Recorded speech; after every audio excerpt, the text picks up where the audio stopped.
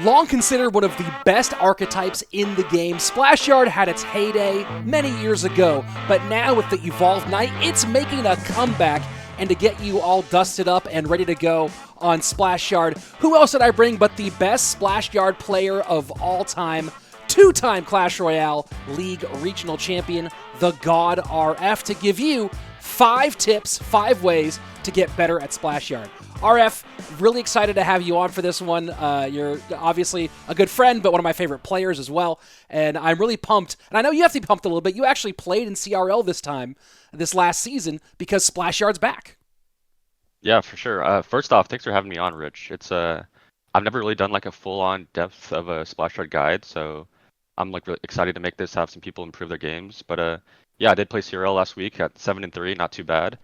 And I'll actually be playing in the AMG Cup this next in August, I believe, or September. So yeah, I'll be looking out for that. Very cool. Well, of course, everyone's glad to see you back, but let's waste no more time. Let's get right into these tips that everyone's here for. 5 ways for you to get better at Splashyard. And let's start with the first one, which, RF, seems kind of basic, but specifically for Splashyard, as you've explained it, it's actually really critical in a unique way, and that's tracking and identifying win conditions early. Why is that so important for Splashyard compared to other decks? Yeah, when you look at Splashyard, you realize that there's only 3 actual troops you have. You have the Baby Dragon, you have your Knight, and you have your Ice Wizard. So when you're playing against like Bridge Ram decks, for example, you only have one mini tank, your Knight, and kind of the Barbell to defend these Bandits, these Lumberjacks, these all these ground troops. Whereas you look at other decks, they have all these sort of troops where you can like mix and match how you defend. But with Splashyard, it's like if you don't have your Knight in cycle, if you don't have your Tombstone in cycle, you're gonna be in trouble. So things have to be very, very precise. Yeah, I mean, there's some key parts here where it's, hey, if you cycle your Ice Wiz the wrong way Yeah. against Lava Hound, for example, that could completely kill the game for you. So tracking win conditions early on, making those responses, that's a great and easy way for players to get better.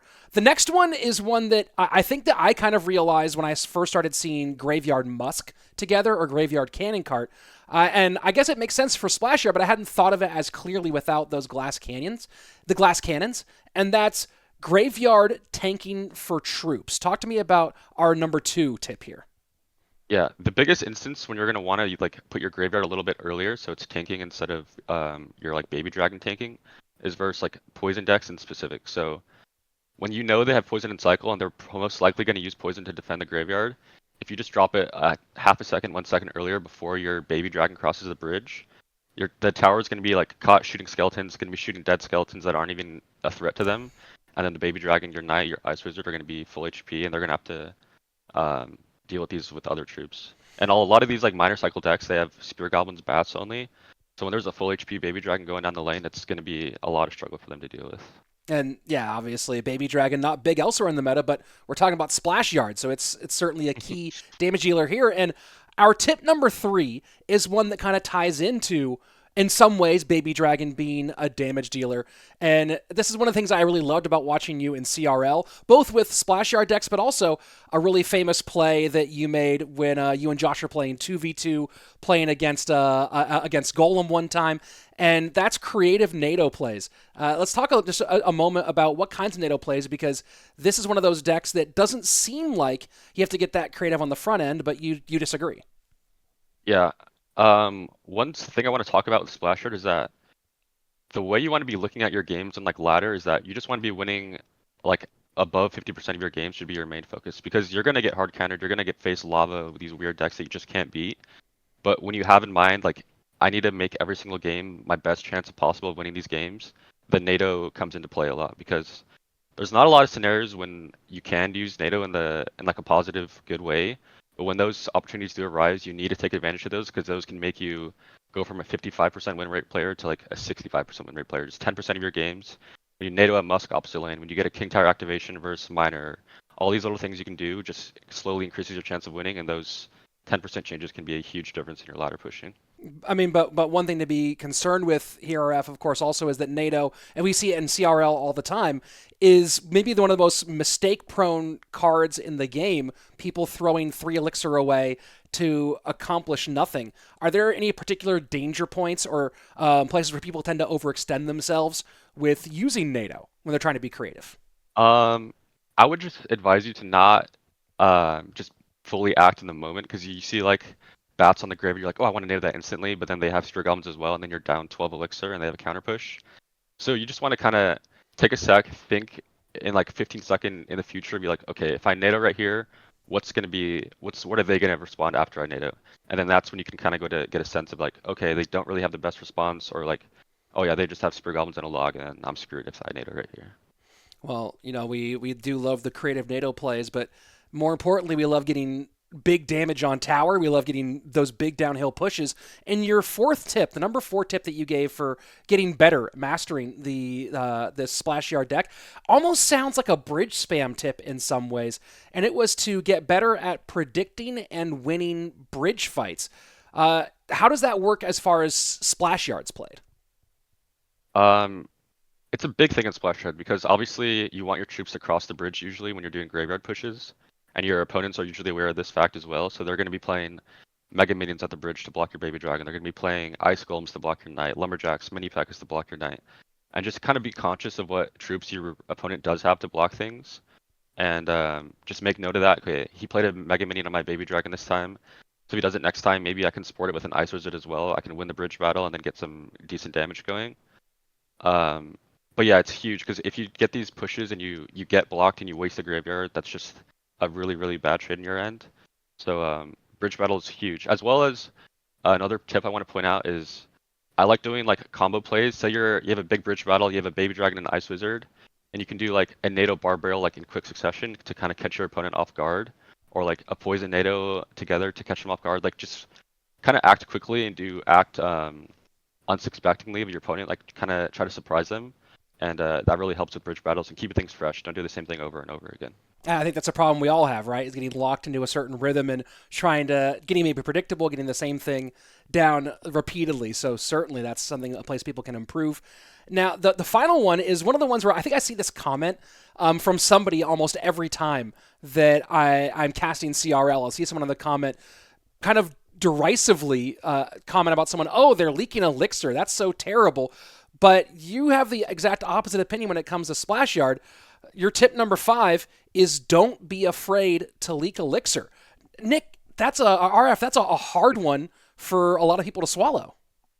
Yeah, I think the base of where this comes from is that you do have a very awkward deck. You have 4 spells, you have a building, so that leaves you with, you can get in a hand where you have like Graveyard, Poison, NATO, and Barbarrel. And I guess you can like throw a Barbarrel on the bridge, and then you get a Tombstone in your hand. You don't want to use it yet because they have like Balloon or Hog. So you will get in awkward positions, but don't let that scare you at all. Just kind of sit there and realize, okay, I don't need to make the first play right now. I can react to what he's playing in single elixir, especially. So if they're using like a lava deck or whatever, it's fine to just chill. Like if you have a 1 elixir lead, that's not going to do you anything if you just waste your Ice Wizard. And now you're down 2 elixir because that Ice Wizard will get almost 0 value. So yeah, you just kind of want to be aware of your situation and kind of realize if I do use my Tombstone right here, is that going to leave me exposed at all? And if it does, just take a second and think, well, why do I need to play anything at all? I can just wait for him to play, and then that'll put you in a better situation after it all happens. Well, there you go. Those are 5 phenomenal tips to help you master Splashyard. Now, second part of this question, RF, is talking about some specific things people encounter all the time. So I'm going to kind of rapid fire a few different decks or win conditions at you, and just want to get your first reactive idea on what someone should do. So let's start with the mirror match. You're playing Splashyard versus Splashyard. What's your key to victory?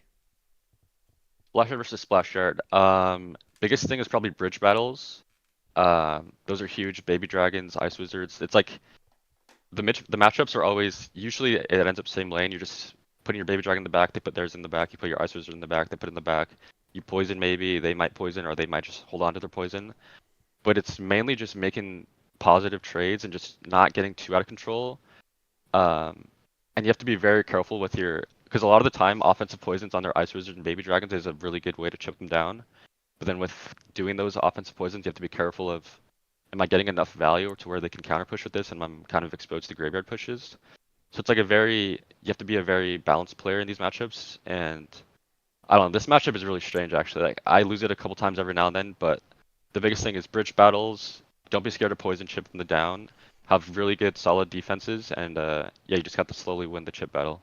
Great. Let's next. I'm going to do two more of the ones people get into a lot. We're not going to mention lava because we already talked about how annoying lava can be. So the two other win conditions people see almost every other deck right now. Let's start Hog Rider. Hog Rider, you got to get your NATO down for 0 shots in the hog. That's the number one most important thing. After that is always, I would almost say like never graveyard in single elixir almost when you're getting like into the deck. It's cause you always need to keep like your either Tombstone or NATO and Cycle, because if you do like a Baby Dragon graveyard push early, they do Ice Golem Goblins and they hog on offense, and you're like, shoot, I have 0 elixir and there's a hog in my tower. So you just always have to maintain like 3-4 elixir for your Tombstone or NATO, and then once you get into double elixir, that's when you start throwing graveyards, poisons, and it gets a lot easier then. All right. And what about the most obnoxious win condition in the game right now? The Royal Giant and the even more annoying Evolved Royal Giant. This is probably the hardest matchup, one of the hardest matchups right now, especially with like Ghost and even Mother Witch is kind of annoying sometimes. But with RG, you don't really want to get aggressive often. You want to really maintain your defenses and get good counter pushes off your defenses. Because usually they don't have good counters to your Baby Dragon, and that's going to be your main pushing troop you're going to need. So you just want like good Ice Wizard, Baby Dragon, NATO defenses. They're probably going to fireball your Ice Wizard, but that'll leave them exposed sometimes. You'll have Baby Dragon counter pushes, and then you just need to slowly as well. You're not going to get like a big, huge 3,000 damage push to win the game. You're going to have to defend RGs, don't let the RGs get those extra shots, and then get your graveyards down and get some good chip damage. Killer. Well, I think we've covered a lot of the big basics here. Before we jump into gameplay, anything else that people should know about Splashyard that we haven't covered so far? I think really the biggest thing, just general advice, is you got to stay patient. You're going to play matchups where they have archers, goblin gang, log, and you just can't do anything. And that happens all the time. That happens with every deck. So you just got to stay chill. Usually when you start tilting, that's especially with Splashyard, because you have to play pretty precise. So once you start like just throwing whatever down, you're going to start losing. So just stay chill, play calm, and always try to stay conscious of what your opponent has in cycle, and you should be doing well. Great. Those are phenomenal tips, I think, for every deck, no matter what you're doing. Let's go ahead and do what I think everyone else wants to see, which is get some God RF, the God RF Splashyard gameplay. Get it. All right, here we go. Let's see what kind of matchup we get. We can't do a grand challenge because the Evo Knight isn't in grand challenges, so that's not a good sign. He's playing Hog Rider directly in the middle. Yeah, that's not a good sign. Is this what do you think? We're playing a Hog EQ or are you playing 2.6 here? I'm gonna go with like a Hog EQ deck, hopefully. I mean, look, this is League 5. Oh no, you're in League 6 now, right? Yep. Oh, here we go. Maybe Hog Mortar? Yeah, it's looking like a Hog Mighty Miner. He probably has the Firecracker, if I had to guess. There we go. Yeah, so early against this deck, I usually just poison Firecrackers, play pretty passive. I have the Bomb Tower, so that's a really good Hog defense. I don't have the Tombstone in this one. Oh, you're playing the Bomb Tower version? Yeah. You like that I like to go back. I like to go back and forth between them. Bomb Tower was the deck that I like did really well with back when I used to play a lot, so it's kind of has a sweet spot in my heart. Okay. But I think both of them are definitely viable still. Got it. Yeah, so we're just gonna keep playing passive. He has skeletons instead of goblins. You want to make a note of, so that lets you be much more aggressive, especially in single if you want to. And just for there's all types of players who are watching, why does having skeletons rather than goblins let you be way more aggressive in single? Usually when they have goblins, they just play goblins, and almost never do you have the opportunity to actually poison with it early. So they'll just play goblins and like a quick hog afterwards, and that kind of leaves you pretty exposed and you have no elixir. Whereas if they have skeletons, they usually have to play skeletons, then they'll have to log, then they'll have to like use their Ice Spirit, then they'll put a Firecracker. So they focus much more on their defense, and they don't really get as good an opportunity to push. So it just makes pushing earlier a lot easier. Okay, that makes sense. Baby Dragon stays back. The Evo Cracker was poisoned that. I don't have to deal with that. Yeah, I think right here. Oh, that was a really bad hog. This Evo Knight plus and an Earthquake. This guy's so in low elixir. Oh boy. Wait till the Baby Dragon dies. Have it lock the Knight. Perfect. Oh boy. And then just right here, like you throw the Baby Dragon down. This guy literally has nothing to kill this Baby Dragon. He has like a Mighty Miner to tank maybe, but boom, it locks in tower, and then he can't really kill this at all.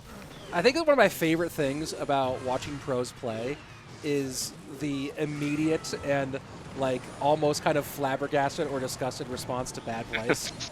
it just makes me laugh every time.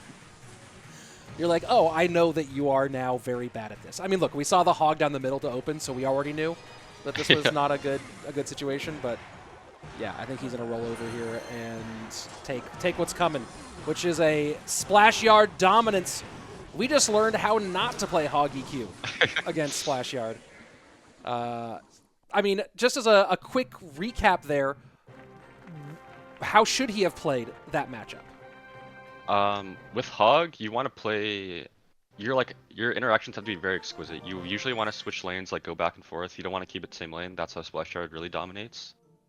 And then he wasted his Earthquake on offense. You really want your Earthquakes for the graveyards if you can. Oh yeah. Because the Earthquake versus graveyard is just half of the graveyard's dead already. So you really want to use those Earthquakes defensively. Firecracker offensive needs to be done really well. The Mighty Miners to block the bridge need to be done really well. But honestly, without Goblins, it's just a really good matchup for Splashyard. And I think it's mainly in the hands of the Splashyard player to lose the game rather than the Hog player to win it. So, I mean, you just have to put your opponent in really bad positions. This is what you really need to do with Hog. All right. Well, let's celebrate that victory. It was not hard fought, but certainly was enjoyable to watch. Let's go ahead and see if we can find another good one. Oh, he's probably playing bait. Crossclose. Oh, yeah. I think I screwed up the native. Got the King Tower, all the counts. All right. There you go. King Tower activated against bait. Yeah, King Tower activation versus bait is huge. It lets you like tank sometimes later on in the game. It just is like a shot less every time. I don't think I've seen Rascal Prince bait in quite a while. Yeah, this will actually be a good matchup, I think. Against Prince decks with Bomb Tower, it's kind of bad. You really have nothing to deal with Prince, but you can make it work sometimes. You'll have to get some janky defenses sometimes. And yeah, versus bait. This is kind of a tough matchup. You really need to play solid defense against this. And again, almost never are you going to be graveyarding in single elixir against this deck. And yeah, he picks that up easily. He has his Goblin Barrel in cycle, so I'll just play this low, have my Barb Barrel in hand now. And I mean, it's the basic classic idea of bait, but it's just so tempting to use Barb Barrel in like that situation, right? Just to get those girls off the board, but... Right here is a good situation of leaking, because I have 4 spells in my hand right now. Obviously, I don't want to use my Barb Barrel, really.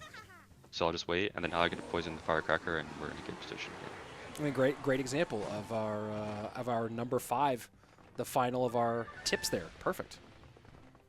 Because like right there, if I cycle my Barb Barrel at the bridge, the Firecracker just kills it, and it gets absolutely 0 value. But the ISOs are high, Barb Barrel with the thing right there, perfect defense. And now you're up on the board, so if he spends to stop this, he's going to be down, which is nice. Yeah, right now actually, since I have my Knight in cycle, I'm going to put the Baby Dragon high, or low I mean, and then the Knight high up top. Maybe I should have put that lower even, because it'll tank better with the ability it has. But he uses Gang and his Rascals, my Baby Dragon will get some decent value. Actually right here, I'm going to Graveyard early as well for it to tank. Oh, interesting. Because the Baby Dragon for these decks is a struggle for sometimes. So he has to play like a weird Prince on it, it's getting really no value right now. Yeah, that's fascinating. I mean, that to me, that Baby Dragon was dead, so it's just let that push die, and you just got so much damage out of the reverse tanking. Yeah, another part of it right there was that my Baby Dragon was low HP, so if it's tanking, it's taking what, 3 shots? Yeah. So it gets just much more value if you don't let it cross the bridge. Yeah, I would have just reset there, and that you got so much value out of not resetting. Yeah, we got good damage on that last push, so we can kind of play chill, just make sure our defenses are solid. Light low. Let's see what he does with another Baby Dragon. We can NATO all this. Then Barb Barrel. Oh, I misclicked it. Other finger hit the screen. Even RF misclicks sometimes, right? Took some damage there, but we'll just try to reset again. This Prince is really a pain. 1 charge and you're really behind. You know what, I'm going to say that you were just trying to make the video more realistic for players who are trying to learn the deck. That they're going to misclick once in a while. Yeah, you played it. Oh, that was also a misclick. Yeah. 2 misclicks now. Right there, you played his Rocket, so obviously you probably should want to get aggressive there. He's making this a game now. I have 1900 HP. Gonna want a bomb tower, keep my Ice Wizard alive. Open barrel, pick that up. Yeah, and in this position we just want to keep graveyarding. He's gonna have to spend a lot of defensively because a couple shots and he'll lose the game. Should get some good poison value here. He plays the Prince. Hopefully the Ice Wizard can get some shots. The Ice Wizard's still alive. Wow. Come on, Ice Wiz. One more. Oh, and it got a shot off too. 70. Okay, we need a little bit more damage. Brilliant. Not quite. Brilliant. Here, and then we have the poison back. And then you poison GG. That was nice. That was really nice. Yeah, that was yeah, so I would say that overall gist of playing against bait decks, this is kind of a weirder bait deck because he's very aggressive with his Rascals, Prince, Firecracker. Is your defenses have to be rock solid. If you mess up one Knight, if you mess up one Ice Wizard, that could be like thousands of damage. So really lock your defense in, and then once you get good positions to graveyard, you can use your graveyard. All right, here we go. Ooh, what are we up against here? Oh, lava. Oh, here we are. Okay, so this is on paper one of your worst matchups, right? Yeah. So immediately I just want to put the Knight off because he's gonna have to respond. Yeah. So I guess I'll just put Ice Wizard this lane to deal with that, and I can maybe counter push. Bomb tower right here to pull the Lava Hound. Just gonna have to wait and see what he does. The biggest thing with lava is that you have to just identify what supporting troops they have. Gotta kite this real quick. That's a nice kite.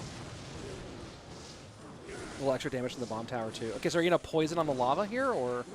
I have my baby. Ooh, hopefully that goes back to that. I will poison now that he put a balloon. I don't think I'll need a NATO. I'll just tank the damage. Oh, what the heck? He's playing Mirror Lava Loon. Mirror Lava Loon. Okay, did that just make this better or worse? I don't know. I don't think I've ever played something like this. So Mirror Lava Loon, he does have Goblin Gang, which is annoying, because that's a really good graveyard counter, obviously. But I think the Mirror will leave him a little bit exposed because he won't have either a spell or he won't have another supporting troop. But the Inferno Dragon is very annoying to deal with. I'll just cycle this, hopefully get some chip. Okay. But yeah, the Inferno Dragon is probably the biggest thing you want to be. It's like kind of the scariest troop to play against lava, or like Flying Machine maybe. But yeah, you have to really make sure that your troops aren't just getting melted by the Inferno Dragon. Now, why'd you cycle Knight in the back there this time rather than at the bridge like you did last time? Because I was pretty sure that he was up, or I was up a little bit of Elixir. But then if I played the bridge, he would, he wouldn't play the Lava Hound also at the same time. So then he would just get like kind of a free troop. Just poison this again. Also, you want to make sure your poison timings kill all the lava pups. It takes 3 ticks. You want to keep that in mind. He's gonna put a Night Bridge. Okay, he's playing weird. I'll NATO this. I don't want to take any damage. Back to his dragons, I think. And that Evo Knight's really annoying for him. He's leaking a little bit here. Do you get? I think you get like 2 out of this Evo Knight, maybe 3. Ooh. Oh boy, that's so much damage from the Evo Knight. Wow. Yeah, and then also, okay, he has Fireball as well. I'm gonna try to pull this Inferno Dragon back a bit. Nice. Oh, that's good separation. Probably gonna do a little high poison here in case he balloons and get those baby dragons, or those dragons low HP. And I'll try to keep my baby dragon here. Oh, they did the poison. I'm kind of surprised. That's one of those things, because people they act too quickly. They're like, okay, both of my troops are locked onto his baby dragon. I'm gonna do a Night Bridge again. They think like, okay, my troops are locked onto his baby dragon, they're gonna die. But since I was quick with my Ice Wizard there, it kept the dragon alive. And he lava'd high too and kept your Ice Wiz alive, which yeah. was wrong. Do another poison here. He is getting some good damage. I'm gonna nail this to keep my baby dragon alive. Maybe I didn't need that, but okay, I think I just need to be more aggressive here. He does have Goblin Gang, but my Knight's just and too a strong. full on, look at this. We're all in. Let's hope we All win the in. race. Ice Wizard to block Do you that. NATO to? You don't even need the NATO. You just got it. You got it. Wow. Wow, that's the video. That's the one to end it on right there. What a game. A quick note against Lava is that a lot of the times when they're doing their pushes, a Lava Hound is not going to take your tower quick at all, so they have to support it with something. So if you need a base race at the end, you usually have a good chance of beating them there. So yeah, sometimes you just gotta YOLO it and hope your stuff gets there before his. You know, I think that's tip number 6 right there. Sometimes you just gotta YOLO it. RF, first of all, thank you so much. This is so much fun to have you on here. I'm excited that Splashyard's around. You know, I guess kind of the final question, the final thought before we wrap up today's video. You played CRL in Season 6. Are you going to play CRL in Season 7? I was actually leaning to not playing, but then Josh told me he would help me play. I'm gonna have Winston help me, the coach, to help Samuel. So I don't know. I'm gonna play it probably. I'm gonna be playing the AMG tournament as well because that's USA players only, so some easier competition. But yeah, I'll be playing a couple tournaments coming up, so that'll be cool.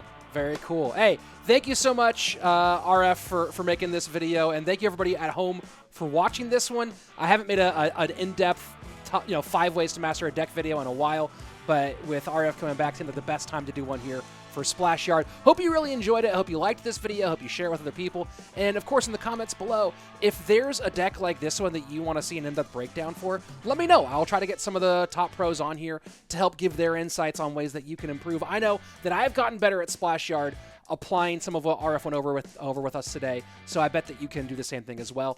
That's it for today's video. As always, be excellent to each other and party on, dude.